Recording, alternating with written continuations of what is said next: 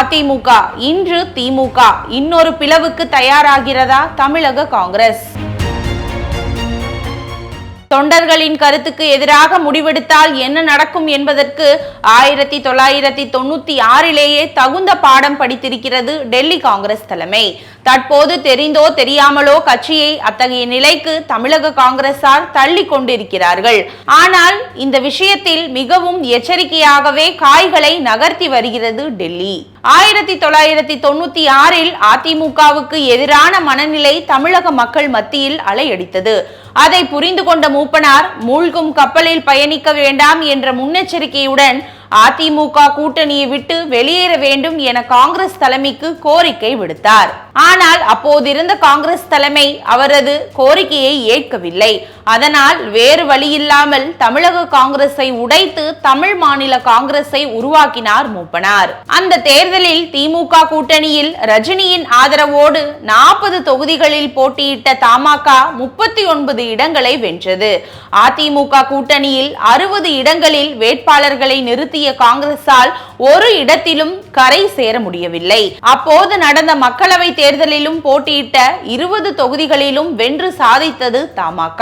30 ஆண்டுகள் கழித்து மீண்டும் அதே போன்ற இக்கட்டான சூழல் காங்கிரசுக்கு வந்திருக்கிறது.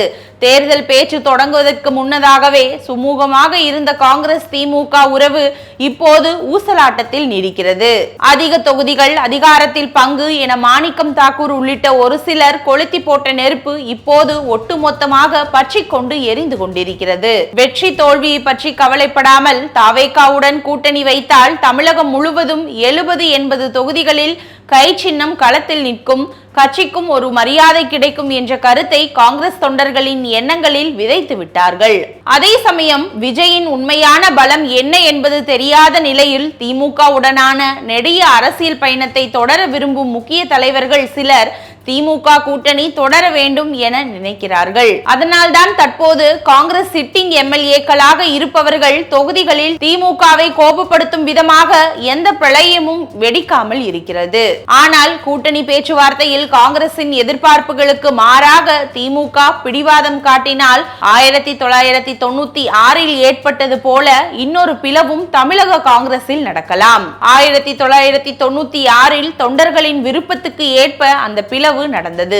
ஆனால் இம்முறை அப்படியான ஒரு பிளவு ஏற்பட்டால் அது பதவிகளை தக்க வைக்க துடிக்கும் தலைவர்களால் ஏற்பட்டதாக இருக்கும். அப்போது நடந்த பிளவு இயல்பான ஒன்றாக இருந்தது. இப்போது ஒரு பிளவு ஏற்பட்டால் அதன் பின்னணியில் திமுகவும் இருக்கும். 1996ல் காங்கிரஸில் ஏற்பட்ட பிளவு தேர்தலில் சாதனை படைத்து தொண்டர்களின் உணர்வுகளுக்கு மதிப்பளிக்காமல் தாங்கள் எடுத்த முடிவு தவறு என்று டெல்லி காங்கிரஸ் தலைமையை உணர வைத்தது. ஆனால் இப்போது அப்படியான பிளவு ஏற்பட்டால் தேர்தலுக்கு பிறகு தலைமை எடுத்த முடிவு சரிதான் என பிரிந்து சென்றவர்களை உணர வைக்கும் என்கிறார்கள் தமிழக காங்கிரஸில் இருக்கும் விஜய் விரும்பிகள். அதே சமயம் விஜயுடன் தான் கூட்டணி என டெல்லி காங்கிரஸ் தலைமை முடிவெடுத்தால் தமிழக காங்கிரஸ் தலைவர் பதவியிலிருந்து செல்வ பெருந்தகை முதல் நபராக தூக்கப்படலாம். அந்த இடம் மாணிக்கம் தாக்கூருக்கோ அவரது விசுவாசிக்கோ ரிசர்வ் செய்யப்படலாம். என்ன நடக்கிறது என்பதை பொறுத்திருந்து பார்ப்போம்.